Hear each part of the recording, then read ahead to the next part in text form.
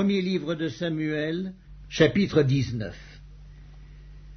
Saül parla à Jonathan son fils et à tous ses serviteurs de faire mourir David. Mais Jonathan, fils de Saül, qui avait une grande affection pour David, l'en informa et lui dit « Saül, mon père, cherche à te faire mourir. Sois donc sur tes gardes demain matin, reste dans un lieu retiré et cache-toi. Je sortirai et je me tiendrai à côté de mon père dans le champ où tu seras. Je parlerai de toi à mon père, je verrai ce qu'il dira, et je te le rapporterai. » Jonathan parla favorablement de David à Saül son père. « Que le roi, dit-il, ne commette pas un péché à l'égard de son serviteur David, car il n'en a point commis envers toi. Au contraire, il a agi pour ton bien. Il a exposé sa vie, il a tué le Philistin, et l'Éternel a opéré une grande délivrance pour tout Israël.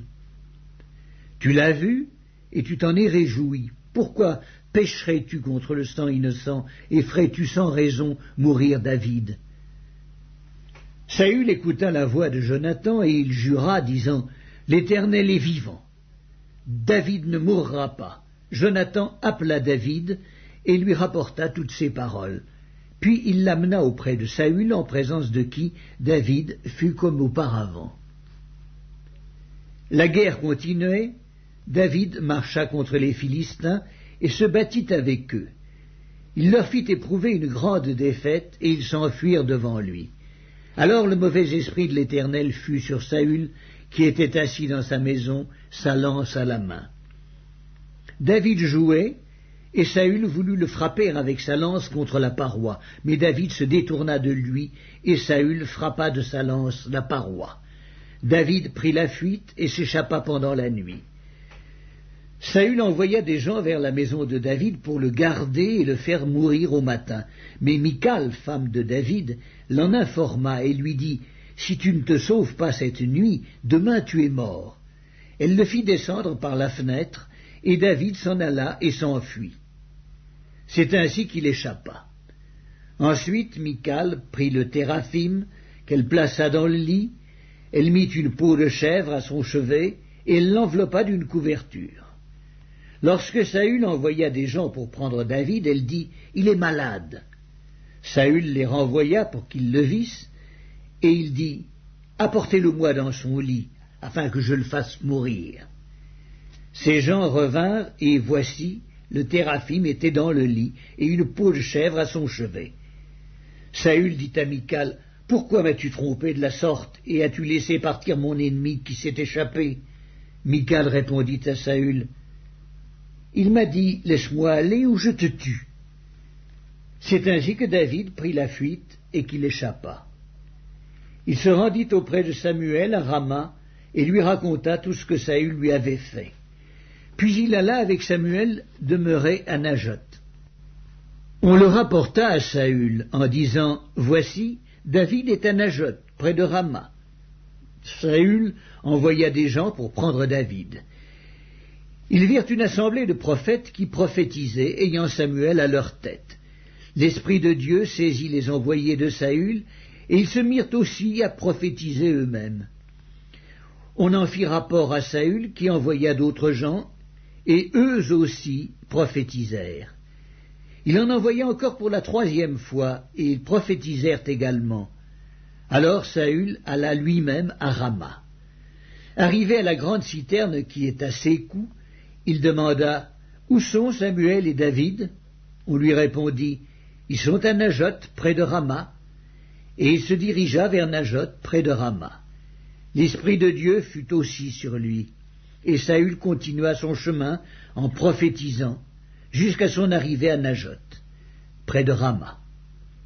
Il ôta ses vêtements, et il prophétisa aussi devant Samuel, et il se jeta nu par terre tout ce jour-là et toute la nuit.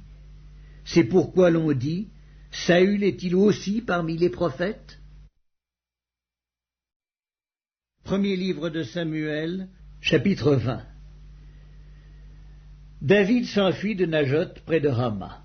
Il alla trouver Jonathan et dit « Qu'ai-je fait? Quel est mon crime? Quel est mon péché aux yeux de ton père pour qu'il en veuille à ma vie ?» Jonathan lui répondit « Loin de là, tu ne mourras point. Mon père ne fait aucune chose, grande ou petite, sans m'en informer. Pourquoi donc mon père me cacherait-il celle-là? Il n'en est rien. » David dit encore, en jurant, « Ton père sait bien que j'ai trouvé grâce à tes yeux, et il aura dit que Jonathan ne le sache pas, cela lui ferait de la peine. Mais l'Éternel est vivant et ton âme est vivante, il n'y a qu'un pas entre moi et la mort. » Jonathan dit à David, « Je ferai pour toi ce que tu voudras. » Et David lui répondit, « Voici, c'est demain la nouvelle lune, et je devrais m'asseoir avec le roi pour manger. Laisse-moi aller, et je me cacherai dans les champs jusqu'au soir du 3e jour.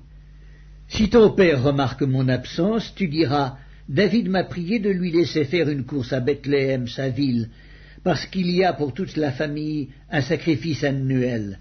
Et s'il dit, c'est bien, ton serviteur alors n'a rien à craindre, mais si la colère s'empare de lui, sache que le mal est résolu de sa part. Montre donc ton affection pour ton serviteur, puisque tu as fait avec ton serviteur une alliance devant l'Éternel. Et s'il y a quelque crime en moi, ôte-moi la vie toi-même, car pourquoi me mènerais-tu jusqu'à ton père? » Jonathan lui dit, « Loin de toi la pensée que je ne t'informerai pas, si j'apprends que le mal est résolu de la part de mon père et menace de t'atteindre. » David dit à Jonathan, « Qui m'informera dans le cas où ton père te répondrait durement ?» Et Jonathan dit à David, « Viens, sortons dans les champs. » Et ils sortirent tous deux dans les champs. Jonathan dit à David, « Je prends à témoin l'Éternel, le Dieu d'Israël. Je sonderai mon père demain ou après-demain, et dans le cas où il serait bien disposé pour David, si je n'envoie vers toi personne pour t'en informer, que l'Éternel traite Jonathan dans toute sa rigueur. Dans le cas où mon père trouverait bon de te faire du mal, je t'informerai aussi, et je te laisserai partir, afin que tu t'en ailles en paix, et que l'Éternel soit avec toi, comme il a été avec mon père. Si je dois vivre encore, veuille user envers moi de la bonté de l'Éternel, et si je meurs, ne retire jamais ta bonté envers ma maison, pas même lorsque l'Éternel retranchera chacun des ennemis de David de dessus la face de la terre. Car Jonathan a fait alliance avec la maison de David, que l'Éternel tire vengeance des ennemis de David. » Jonathan protesta encore auprès de David de son affection pour lui, car il l'aimait comme son âme. Jonathan lui dit, « C'est demain la nouvelle lune. On remarquera ton absence, car ta place sera vide. Tu descendras le 3e jour jusqu'au fond du lieu où tu t'étais caché le jour de l'affaire, et tu resteras près de la pierre des ailes. Je tirerai 3 flèches du côté de la pierre, comme si je visais à un but. Et voici, j'enverrai un jeune homme, et je lui dirai, « Va, trouve les flèches. » Si je lui dis, « Voici, les flèches sont en deçà de toi, prends-les, alors viens, car il y a paix pour toi, et tu n'as rien à craindre. L'Éternel est vivant. » Mais si je dis au jeune homme, « Voici, les flèches sont au-delà de toi, alors va-t'en, car l'Éternel te renvoie. » L'Éternel est à jamais témoin de la parole que nous nous sommes donnée l'un à l'autre. David se cacha dans les champs, c'était la nouvelle lune, et le roi prit place au festin pour manger. Le roi s'assit comme à l'ordinaire sur son siège contre la paroi, Jonathan se leva, et Abner s'assit à côté de Saül. Mais la place de David resta vide. Saül ne dit rien ce jour-là, car, pensa-t-il, c'est par hasard. Il n'est pas pur, certainement il n'est pas pur. Le lendemain, second jour de la nouvelle lune, la place de David était encore vide. Et Saül dit à Jonathan son fils, « Pourquoi le fils d'Isaïe n'a-t-il pas paru au repas ni hier ni aujourd'hui ?» Jonathan répondit à Saül, « David m'a demandé la permission d'aller à Bethléem. Il a dit, « Laisse-moi aller, je te prie, car nous avons dans la ville un sacrifice de famille, et mon frère me l'a fait savoir. Si donc j'ai trouvé grâce à tes yeux, permets que j'aille en hâte voir mes frères. C'est pour cela qu'il n'est point venu à la table du roi. » Alors la colère de Saül s'enflamma contre Jonathan, et il lui dit, « Fils pervers et rebelle, ne sais-je pas que tu as pour ami le fils d'Isaïe, à ta honte et à la honte de ta mère? Car aussi longtemps que le fils d'Isaïe sera vivant sur la terre, il n'y aura point de sécurité, ni pour toi, ni pour ta royauté. Et maintenant envoie-le chercher, et qu'on me l'amène, car il est digne de mort. » Jonathan répondit à Saül son père, et lui dit, « Pourquoi le ferait-on mourir? Qu'a-t-il fait ?» Et Saül dirigea sa lance contre lui pour le frapper. Jonathan comprit que c'était chose résolue chez son père que de faire mourir David. Il se leva de table dans une ardente colère, et ne participa point au repas le second jour de la nouvelle lune, car il était affligé à cause de David, parce que son père l'avait outragé.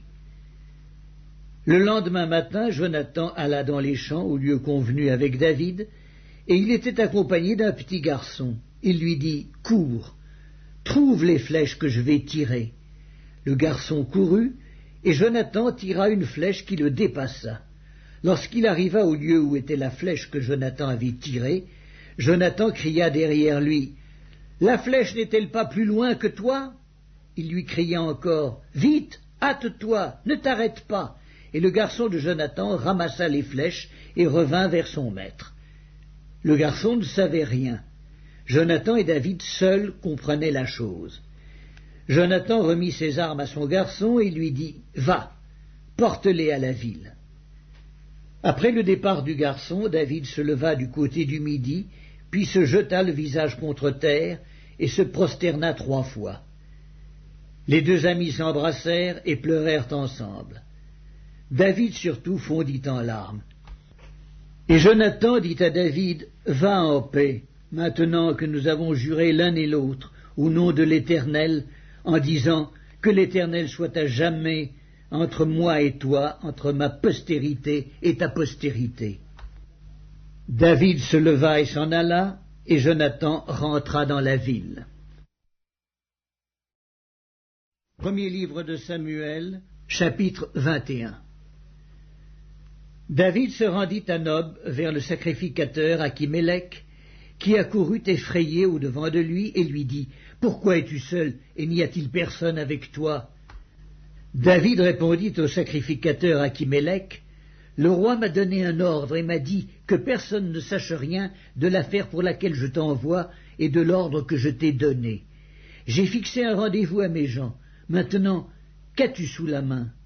Donne-moi 5 pains ou ce qui se trouvera. » Le sacrificateur répondit à David, « Je n'ai pas de pain ordinaire sous la main, mais il y a du pain consacré, si du moins tes gens se sont abstenus de femmes. » David répondit au sacrificateur, « Nous nous sommes abstenus de femmes depuis 3 jours que je suis parti, et tous mes gens sont purs. D'ailleurs, si c'est là un acte profane, il sera certainement aujourd'hui sanctifié par celui qui en sera l'instrument. » Alors le sacrificateur lui donna du pain consacré, car il n'y avait là d'autre pain que du pain de proposition qu'on avait ôté de devant l'Éternel pour le remplacer par du pain chaud au moment où on l'avait pris. Là, ce même jour, un homme d'entre les serviteurs de Saül se trouvait enfermé devant l'Éternel. C'était un Édomite nommé Doeg, chef des bergers de Saül. David dit à Achimélec, « N'as-tu pas sous la main une lance ou une épée? Car je n'ai pris avec moi ni mon épée ni mes armes, parce que l'ordre du roi était pressant. » Le sacrificateur répondit, « Voici l'épée de Goliath, le Philistin, que tu as tué dans la vallée des Térébintes. Elle est enveloppée dans un drap, derrière l'éphod. Si tu veux la prendre, prends-la, car il n'y en a pas d'autre ici. » Et David dit, « Il n'y en a point de pareil, donne-la-moi. » David se leva et s'enfuit le même jour loin de Saül. Il arriva chez Achish, roi de Gath. Les serviteurs d'Achish lui dirent, « N'est-ce pas là David, roi du pays? N'est-ce pas celui pour qui l'on chantait en dansant, Saül a frappé ses 1000 et David ses 10 000 ?» David prit à cœur ces paroles, et il eut une grande crainte d'Achish, roi de Gath. Il se montra comme fou à leurs yeux, et fit devant eux des extravagances. Il faisait des marques sur les battants des portes, et il laissait couler sa salive sur sa barbe. Achish dit à ses serviteurs, « Vous voyez bien que cet homme a perdu la raison, pourquoi me l'amenez-vous? Est-ce que je manque de fou pour que vous m'ameniez celui-ci et me rendiez témoin de ses extravagances? Faut-il qu'il entre dans ma maison?